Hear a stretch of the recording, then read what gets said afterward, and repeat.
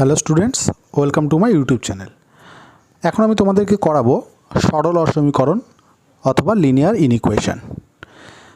এই অধ্যায়ের বেশ কিছু অঙ্ক আমি আজকে ক্লাসে তোমাদের দেখাবো, যে অঙ্কগুলো অধিকাংশ স্টুডেন্টদের খুব সমস্যা ক্রিয়েট করে। তার জন্য তোমাদের বেশ কিছু থিওরি তোমাদের জানতে হবে। তো আজকে আমি অঙ্কগুলো শুরু করবার আগে ওই থিওরিগুলো একটু তোমাদের সামনে আলোচনা করে দেখাবো। তোমরা ভালো করে ক্লাসটা দেখো এবং এই থিওরিগুলো বোঝার চেষ্টা করো। যদি এই থিওরিগুলো ক্লিয়ার করতে পারো এবং বিষয়গুলোকে মাথায় রাখতে পারো, তাহলে আশা করছি তোমাদের আজকে আমি যে ধরনের অঙ্কগুলো করাবো এই ধরনের অঙ্কগুলো তোমরা নিজেরাই করতে পারবে, কোনো রকম সমস্যা হবে না। তাহলে তোমরা ক্লাসটি দেখতে থাকো। দেখো, যদি আমি বলি এক্স মাইনাস আলফা এ একটা ফ্যাক্টর আর এক্স মাইনাস বিটা একটা ফ্যাক্টর, এই দুটো ফ্যাক্টরের গুণফল গ্রেটার দ্যান ইকুয়াল টু 0 আছে। X minus alpha into x minus beta দুটো ফ্যাক্টরের গুণফল গ্রেটার দ্যান ইকুয়াল টু 0 আছে। তাহলে এখান থেকে এক্সের সমাধান অঞ্চল বা সমাধান সেট কী হবে সেটা আমরা কিভাবে নির্ণয় করব। দেখো, দুটো সংখ্যার গুণফল কখন পজিটিভ হয়? গ্রেটার দ্যান ইকুয়াল টু 0 মানে পজিটিভ। কখন পজিটিভ হয়? এখান থেকে আমি বলতে পারি যে কেস 1 হিসেবে আমি বলতে পারি যে দুটোই যদি পজিটিভ সংখ্যা হয়, যে এক্স মাইনাস আলফাও পজিটিভ এবং এক্স মাইনাস বিটাও পজিটিভ, দুটো পজিটিভ সংখ্যার গুণফল অলওয়েজ পজিটিভ হয়, এটা আমরা বলতে পারি। তাহলে এখানে এক্স মাইনাস আলফা পজিটিভ মানে x greater than equal to alpha এবং x greater than equal to beta. ঠিক আছে, আমি ধরে নিলাম এই আলফা আর বিটার মধ্যে আলফাটা হচ্ছে ছোট, বিটাটা হচ্ছে বড়। এটা তোমরা মনে রাখবে যে এখানে আলফা আর বিটার মধ্যে ধরে নিলাম আলফাটা হচ্ছে ছোট, বিটাটা হচ্ছে বড়। তাহলে আলফা ছোট আর বিটা বড় মানে আমি যদি এখানে সংখ্যা রেখাটা টানি, তাহলে সংখ্যা রেখা আগে আমরা আলফাকে পাবো, পরে আমরা বিটাকে পাবো। তাহলে এখান থেকে আমরা কি পাচ্ছি? দেখো, যে এক্সের মান আলফার থেকে বড়, যে এক্সের মান আলফা থেকে বড় মানে এই দিকটা, আর এখান থেকে পাচ্ছি এক্সের মান বিটা থেকে বড়। তাহলে x greater then equal to alpha এবং x greater then equal to beta বলতে কোন জায়গাটাকে বোঝাচ্ছে? এই জায়গাটা মানে বিটার চেয়ে বড় হলে সে অটোমেটিক আলফার চেয়ে বড় হচ্ছেই। দেখো, বিটার চেয়ে বড় মানে সে কিন্তু আলফার চেয়ে বড়। তাহলে এই জায়গাটা যেটা হচ্ছে দুটো অসমীকরণকে সিদ্ধ করছে, যেহেতু x greater then equal to alpha এবং আছে x greater then equal to beta, তাহলে এখান থেকে সমাধান সেটটা আমি বলতে পারি যে x greater then equal to কী হচ্ছে? বিটা। এটা হচ্ছে আমাদের 1 নম্বর। কেস 1 থেকে আমরা এটা পেলাম, যেটা উভয় অসমীকরণকেই সিদ্ধ করলো। আচ্ছা, কেস 2 হিসেবে আমরা কী নিতে পারি? দেখো, কেস 2 হিসেবে নিতে পারি যে দুটো সংখ্যার গুণফল পজিটিভ মানে দুটোই নেগেটিভ সংখ্যা, এক্স মাইনাস আলফাটাও নেগেটিভ এবং এক্স মাইনাস বিটাটাও নেগেটিভ। কারণ দুটো সংখ্যা যদি নেগেটিভ হয়, দুটো নেগেটিভ সংখ্যাকে যদি গুণ করা যায় তাহলে গুণফল কিন্তু পজিটিভ হয়, তাই তো? তাহলে এখানে দুটো সংখ্যার গুণফল পজিটিভ এসছে, এটার আমরা সমাধান সেট নির্ণয় করবার জন্য দুটো কেস করছি। কারণ দুটো সংখ্যার গুণফল পজিটিভ তখনই হয় যদি দুটোই সংখ্যা পজিটিভ হয় এবং দুটোই নেগেটিভ হয়। তাহলে যখন দুটো পজিটিভ হয়েছে তখন ওখান থেকে সমাধান সেটটা পেয়েছি x greater then equal to beta. এবার যদি দুটোই নেগেটিভ হয় তাহলে আমরা কি পাবো? দেখো, এখান থেকে পাবো x less then equal to alpha এবং এখান থেকে পাবো x less then equal to beta. তাহলে আলফা বিটার মধ্যে আলফাটা হচ্ছে ছোট বলা হয়েছে, বিটাটাকে বড় বলা হয়েছে। তাহলে আলফাটা থাকবে সংখ্যা রেখা আগে, বিটাটা থাকবে পরে। তাহলে এখানে বলছি যে এক্সের মান আলফার থেকে ছোট, ওই দেখো আলফার থেকে ছোট মানে এইদিকে, আর এখানে বলছি এক্সের মান বিটার থেকে ছোট, ওই যে বিটার থেকে ছোট মানে এইদিকে। তাহলে এই জায়গাটা মানে আলফার থেকে ছোট, এই জায়গাটা কিন্তু কমন আমার বেরোলো, যেটা দুটো অসমীকরণকে সিদ্ধ করছে। তাহলে এই দুটো থেকে আমরা বলতে পারি আমাদের আনসার বেরোলো x less then equal to alpha. এটা হচ্ছে 2 নম্বর। তাহলে দুটো কেস মিলিয়ে কী বলছি? কেস 1 থেকে পাচ্ছি হচ্ছে যে 1 এবং 2 থেকে কি পেলাম? কেস 1 থেকে পেলাম x less then equal to alpha, অথবা কেস 2 থেকে পেলাম x greater then equal to beta. অথবা কেন দিচ্ছি? কারণ দেখো, দুটো সংখ্যার গুণফল গ্রেটার দেন ইকুয়াল টু 0, দুটো সংখ্যার গুণফল গ্রেটার দেন ইকুয়াল টু 0, তার মানে হয় তোমার দুটোই পজিটিভ হবে অথবা তোমার দুটোই নেগেটিভ হবে। এই দুটো তো একসাথে হওয়া সম্ভব নয়, হয় কেস 1 হবে অথবা কেস 2 হবে। তাই আমি কেস 1 থেকে যেটা পেলাম অথবা কেস 2 থেকে যেটা পেলাম, তাই মধ্যিখানে এখানে অথবা দেওয়া হয়েছে। বোঝা গেল? তাহলে আমরা এখান থেকে একটা থিওরি শিখলাম বা একটা থিওরেম বলতে পারো, যেটা আমাদের অঙ্ক করতে কাজে লাগবে। এই থিওরিটা আমরা সরাসরি অঙ্কের ক্ষেত্রে প্রয়োগ করব।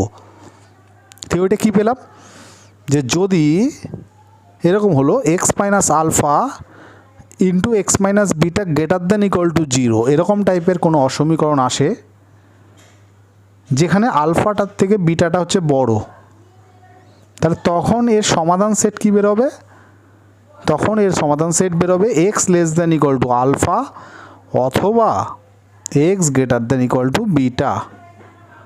তাহলে এটাই হচ্ছে আমাদের আজকের প্রথম থিওরি, যেটা আমরা অঙ্ক করতে কাজে লাগাবো।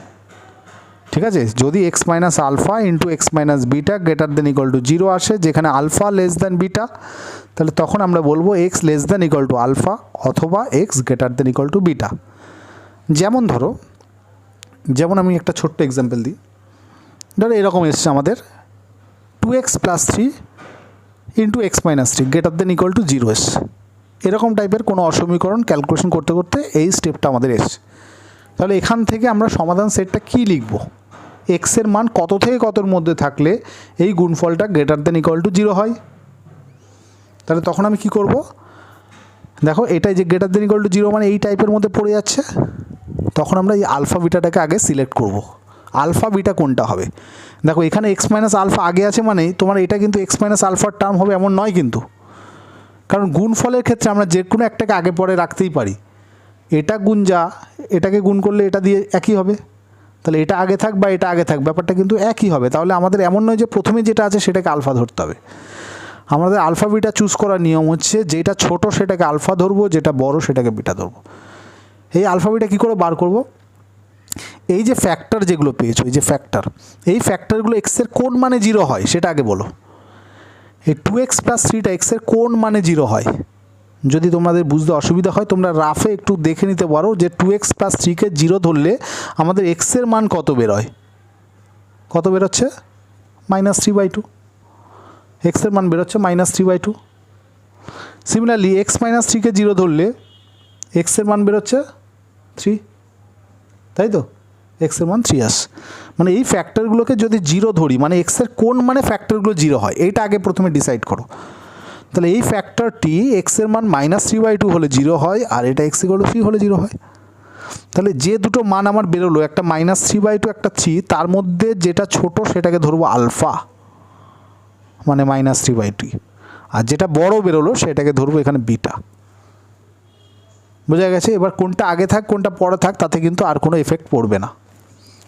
যেটা ছোট সেটা -3/2টা ছোট, সেটা আলফা, যেটা বড় সেটা বিটা। এই অবধি ক্লিয়ার?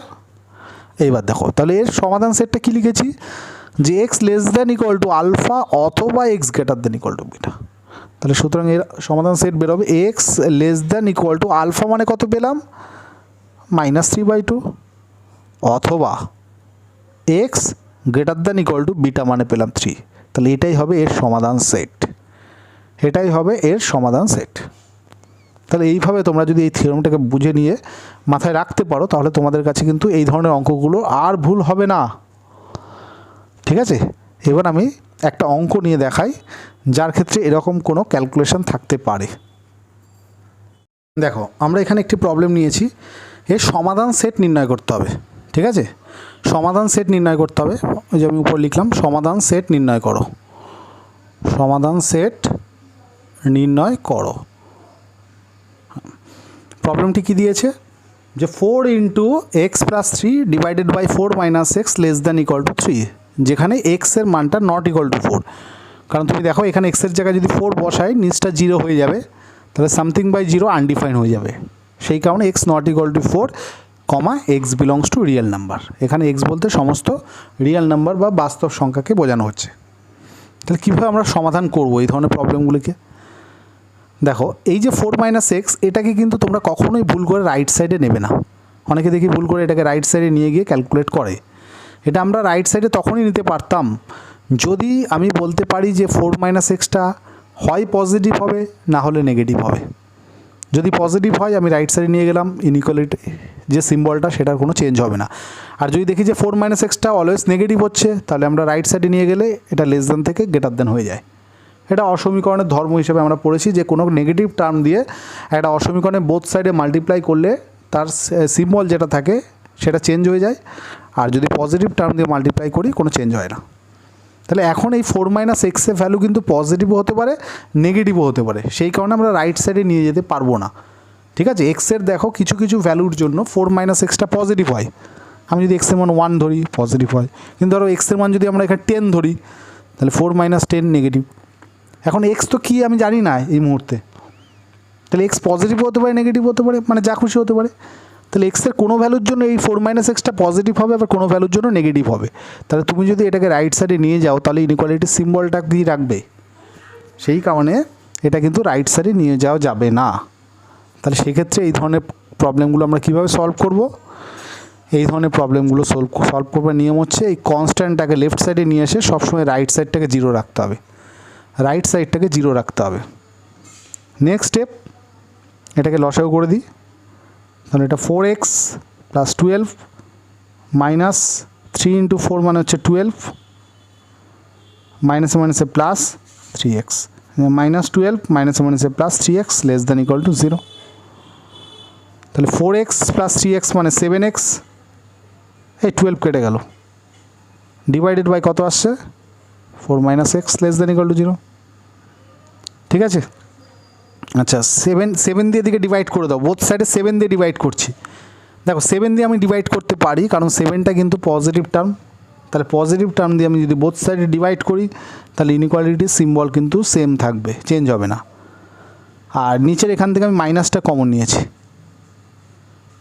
মাইনাসটাকে কমন নিয়েছি, মাইনাসটা কমন নিলে এবার মাইনাসটাকেও যদি তুমি রাইট সাইডে পাঠিয়ে দাও তাহলে কিন্তু সিম্বলটা চেঞ্জ হয়ে গ্রেটার দেন হয়ে যাবে, সিম্বলটা তখন গ্রেটার দেন হয়ে যাবে। মানে -1 দিয়ে বোথ সাইডে আমি মাল্টিপ্লাই করলাম, কোনো নেগেটিভ টার্ম দিয়ে বোথ সাইডে মাল্টিপ্লাই করলে ইনইকুয়ালিটির সিম্বল চেঞ্জ হয়। এইবার আমরা কি করব, এই নিচের যে টার্মটি এসছে এটা দিয়ে বোথ সাইড, মানে ওপর নিচে, বোথ সাইড বলে ভুল হবে, ওপর নিচে মাল্টিপ্লাই করছি, লব এবং হরকে x - 4 দিয়ে গুণ করছি। এটা কেন করলাম খেয়াল করো, x - 4 দিয়ে আমি যদি গুণ করি তাহলে নিচে এটা কি হলো x - 4 এর হোল স্কোয়ার, তার মানে এটা একটা হোল স্কোয়ার, মানে এটা একটা পজিটিভ টার্ম, এটা পজিটিভ টার্মে কনভার্ট হয়ে গেল। যেহেতু এটা পজিটিভ টার্মে কনভার্ট হয়ে গেল তাই আমি এখন এই x - 4 হোল স্কোয়ারকে রাইট সাইডে গিয়ে 0-এর সাথে মাল্টিপ্লাই করতে পারি, যেটা আমি প্রথম স্টেপে পারছিলাম না, কারণ প্রথম স্টেপে কিন্তু এই হোল স্কোয়ার টার্মটি আসেনি। ঠিক আছে, তাহলে এইবার আমি মাল্টিপ্লাই করলে ইনইকুয়ালিটির সিম্বল কোনো চেঞ্জ হবে না।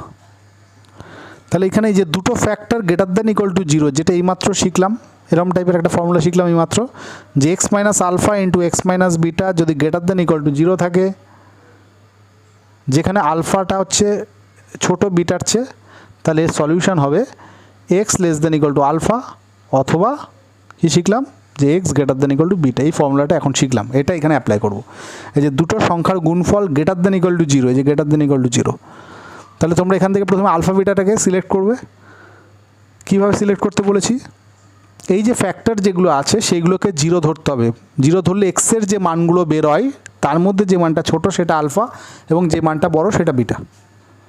ঠিক আছে, তাহলে এক্স একটা ফ্যাক্টর, সেটাকে 0 ধরা মানে এক্সের মান 0 বেরোচ্ছে, আর x - 4টাকে 0 ধরলে এক্সের মান বেরোচ্ছে 4। এটা কিন্তু আমরা অঙ্কের মধ্যে দেখাবো না, এটা জাস্ট আলফা বিটা সিলেক্ট করবার জন্য একটা টেকনিক তোমাদের বললাম। ঠিক আছে, এটা কখনোই অঙ্কের মধ্যে তোমরা দেখাবে না। তাহলে এটা হচ্ছে এক্সের মান 0-এর জন্য 0 হচ্ছে, আর এটা এক্সের মান 4-এর জন্য 0 হচ্ছে, এই ফ্যাক্টরটি এক্সের মান 4-এর জন্য 0 হচ্ছে। তাহলে এই যে 0 আর 4 এই দুটোর মধ্যে যেটা ছোট সেটা হবে আলফা, আর যেটা বড় হবে সেটা বিটা। এটা তোমরা অঙ্কে লিখলেও লিখতে পারো, না লিখলেও কোনো সমস্যা নেই, যে আলফার মান 0, বিটার মান 4, এই ফর্মুলা অনুযায়ী পেলাম। এবার এর সমাধানটা কি হচ্ছে, যে x <= আলফা, আলফা মানে 0, এই যে x <= আলফা, অথবা x <= বিটা, বিটা মানে 4। তাহলে এটাই হচ্ছে এই অঙ্কটার সমাধান সেট। তোমরা চাইলে এটাকে সেট ফর্মে এইভাবেও লিখতে পারো, যে x বিলংস টু, আনসারটাকে আমরা এইভাবেও লিখতে পারি, যে x বিলংস টু, এক্সের মান 0-এর থেকে ছোটো মানে -∞ থেকে 0, -∞ থেকে 0, অথবা মানে ইউনিয়ন। আর দেখো x <= 4, এখানে কিন্তু > কথাটা হবে না। কেন হবে না, কারণ কোশ্চেনের পাশে বলা আছে x ≠ 4। কোশ্চেনে দেওয়া আছে দেখো এক্স নট ইকুয়াল টু 4, তাহলে এক্স যেহেতু 4 নয় তাহলে ইকুয়াল টু 4টা বাদ যাবে। পাশে কারণটা আমি লিখে দিলাম, যেহেতু এক্স নট ইকুয়াল টু 4 এটা দেওয়া আছে, তাহলে এক্স 4-এর থেকে বড় মানে যে 4 কমা ইনফিনিটি। আচ্ছা এই জায়গাটা একটু ভুল লিখেছি, এটা থার্ড ব্র্যাকেট হবে কেন, কারণ x greater then equal to 0, equal 0-এর সাথে ইকুয়াল আছে, ইকুয়াল থাকলে থার্ড ব্র্যাকেট দিয়ে লেখে। আমরা আগের ক্লাসগুলোতেও দেখিয়েছি, তোমরা যারা ভিডিওগুলো ফলো করেছো বুঝতে পেরেছো যে এক্স গ্রেটার দেন 4 মানে 4টা ফার্স্ট ব্র্যাকেট হবে আর ইনফিনিটিতে সর্বদা ফার্স্ট ব্র্যাকেট। তাহলে এখান থেকে আমরা আনসারটা এটা লিখতে পারি বা এরমভাবে আমরা লিখতে পারি যে এক্স বিলংস টু এক্স 0-এর থেকে ছোটো মানে মাইনাস ইনফিনিটি থেকে 0 ইউনিয়ন অথবা মানে ইউনিয়ন 4 থেকে বড় মানে 4 কমা ইনফিনিটি। তো এটাই হচ্ছে এই অঙ্কটির আনসার। তাহলে দেখো আমাদের যে থিওরিটা আমরা দেখালাম বা যে থিওরিটা দেখালাম সেই থিওরিটা কীভাবে অঙ্কের মধ্যে অ্যাপ্লাই করতে হয় এবং এর ফলে অঙ্কটা কতটা সহজ হয়ে গেল আশা করি তোমরা বুঝতে পেরেছো। আর এই ধরনের অঙ্ক দিলে আশা করি তোমরা প্রত্যেকেই করতে পারবে। এবার আমরা এর পরবর্তী আরেকটা ওই টাইপের ফর্মুলা শিখব। দেখো আগের ফর্মুলাটা আমাদের কী ছিল যে x minus alpha into x minus beta এই দুটোর গুণফল গ্রেটার দ্যান ইকুয়াল টু 0 ছিল। কিন্তু যদি এমন হয় যে গুণফলটা লেস দ্যান ইকুয়াল টু 0 আসতেই তো পারে, যে x minus alpha into x minus beta less than equal to 0 আসছে, যেখানে ওই আলফাটার থেকে বিটাটা হচ্ছে বড়, তাহলে তখন এই সমাধান সেট বেরোবে কি সেটা আমরা এবার ক্যালকুলেট করে দেখছি। দেখো এই ক্ষেত্রে আমরা দুটো কেস করব। কেস 1 যে দুটো সংখ্যার গুণফল 0-এর থেকে ছোটো মানে একটা পজিটিভ এবং একটি নেগেটিভ হবে, কারণ একটা পজিটিভ সংখ্যা একটা নেগেটিভ সংখ্যাকে গুণ করলে গুণফলটা সর্বদা 0-এর থেকে ছোটো হয়। তাহলে এখানে কে পজিটিভ, কোনটা পজিটিভ কোনটা নেগেটিভ, কেস 1-এ ধরছি প্রথমটি অর্থাৎ এক্স মাইনাস আলফাটা হচ্ছে পজিটিভ এবং দ্বিতীয়টি মানে এক্স মাইনাস বিটাটা হচ্ছে নেগেটিভ। আর কেস 2-তে গিয়ে আমরা এটাকে উল্টোভাবে ধরবো। ঠিক আছে, এটা তো কনফার্ম নয় যে প্রথমটাই পজিটিভ হবে, প্রথমটা তো নেগেটিভ হতে পারে। তাহলে একটা কেস আমরা এটা ধরলাম। তাহলে এখান থেকে কি পাই দেখি, x greater then equal to alpha এবং x less then equal to beta. তাহলে এই দুটোর কমন যেটা সাধারণ অঞ্চল বা সমাধান সেট কি বেরোচ্ছে দেখি, আলফা বিটা। এখানে বলা হচ্ছে এক্সের মান আলফার থেকে বড়, মানে বড় আলফা থেকে বড় ডান দিকে, বিটা থেকে ছোট মানে বিটার বাঁ দিকে। তাহলে দেখো কোন জায়গাটার মধ্যে দুটো লাইন আছে, এই জায়গাটা আলফা এবং বিটার মধ্যবর্তী। তাহলে এখান থেকে বেরোচ্ছে এক্সের মান কি হবে, আলফা থেকে বিটার মধ্যবর্তী মানে alpha less than equal to x less than equal to beta. এটা হচ্ছে আমরা কেস 1 থেকে পেলাম, তাই এটাকে 1 নম্বর সমীকরণ নাম দিলাম। এবার কেস 2টা দেখি। কেস 2-তে প্রথমটাকে এবার নেগেটিভ ধরছি এবং দ্বিতীয়টাকে এবার পজিটিভ ধরছি। প্রথমটা নেগেটিভ দ্বিতীয়টা পজিটিভ।